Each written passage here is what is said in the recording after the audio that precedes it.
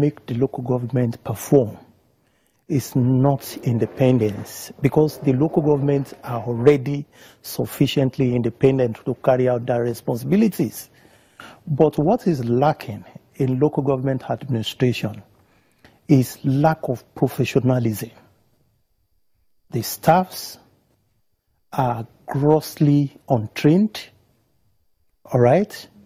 The personnel that you have there is no accountability at the local government. There is no transparency. There is no aggressive pursuit in the collection of revenue, because most of the revenues that the local government are entitled to, they collect through agents and touts who never remit the money into the account of the local government. But if those leakages can be blocked, I assure you that you will see tremendous performance. And, and then there is equally the need to begin to benchmark our local governments. You see, because if you don't benchmark, there is no way you can gauge their performance. There is need for the local government to be integrated into the vision of the state. They have a lot of responsibilities when you look at the fourth schedule of the Constitution. All those things are not even being done. Assuming all the local governments are given all the autonomy, that is to say they are receiving their structural allocation from the federal government, that entails that they are going to stand on their own. The only thing they may receive from the states is only the 1% that is accruable as a result of internally generated revenue from the local government, which the law provides that the state should furnish the local government with. The problem or the challenges is that some of these local governments, they might not likely be viable. If that happens, then what happens? It may end up having some local governments having serious challenges in terms of finances. But the advantages is that this local government, when they have financial autonomy, I think especially the critical stakeholders from those areas will pay more attention to those local government to ensure that the right thing is done by the local government chairman. Senior Advocate of Nigeria, Moyosori Onigbanjo, states the position of the Constitution. Section 3, subsection 6 and subsection 7 of the Constitution creates local governments in Nigeria, and they are autonomous. It's the third tier of government. You have the federal, you have the state governments, and then you have the local governments. The local governments are supposed to have the local government chairman, and they're supposed to have councils. They are any revenue that accrues to the Federation of Nigeria ought to be distributed amongst the 3 tiers of government. So it goes, the Revenue Allocation Committee will distribute it to the federal, to the state, and to local governments. So to all intents and purposes, local governments, as far as the law is concerned, are autonomous governments of their own.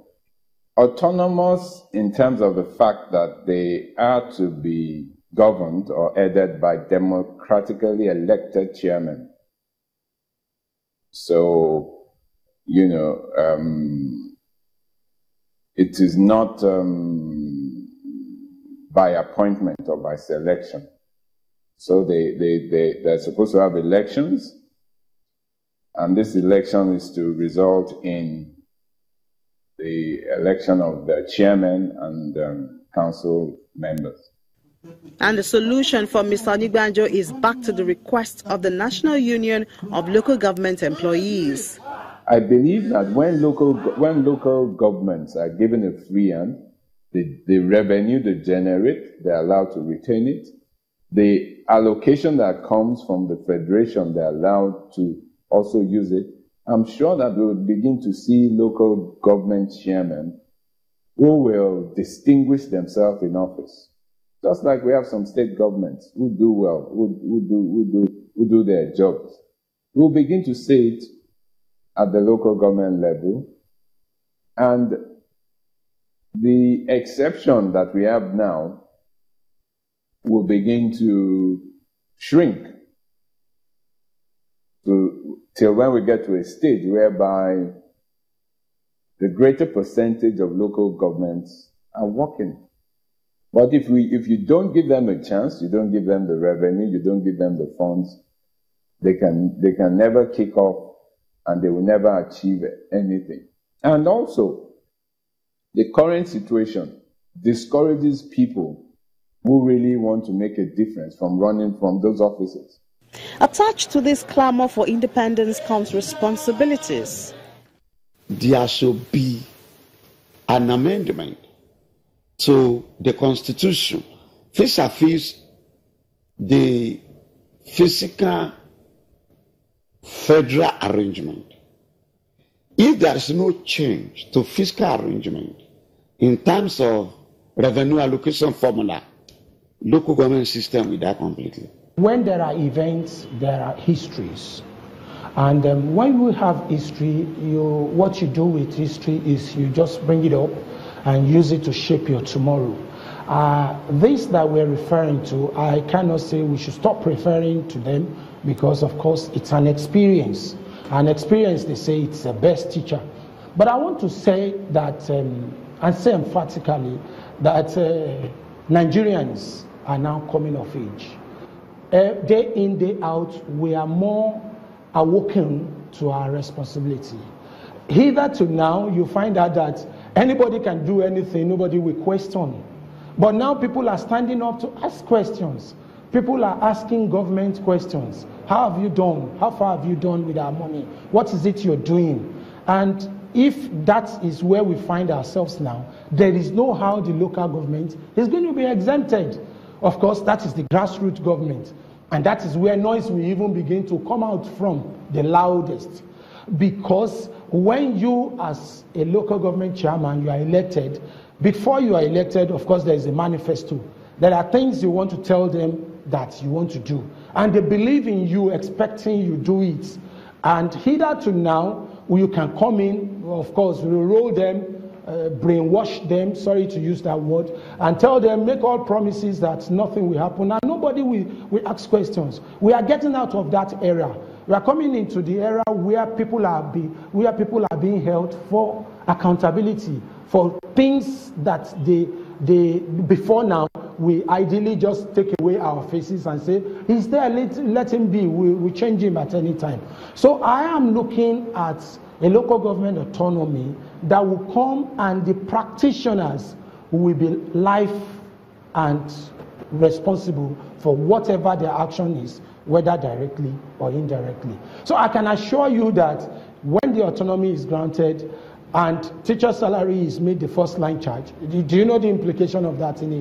There will be more money for developmental programs for the local government. So you find street lights that are not working. Street lights now you find on major highways. You wouldn't find them in the inner lines, in the inner streets. And that is the responsibility of the local government. You find a road that is so good to ply, and you go to the inner roads and you find potholes there. So it's about paucity of funds. When autonomy is granted, when teacher salaries are made first line charge, then you begin to experience joy. A lot of revelation and demands from the local government and the teachers. What Nigeria needs is actually development in the education sector and at the grassroots. So resolution and adjustment to cater for all this should be given priority, and Nigerians hope to see that soon. Well, that's our story for this episode. Join us online to watch Big Story again and again. And don't forget to drop a word for us. Thank you so much for watching. I'm Ini John Nekwa.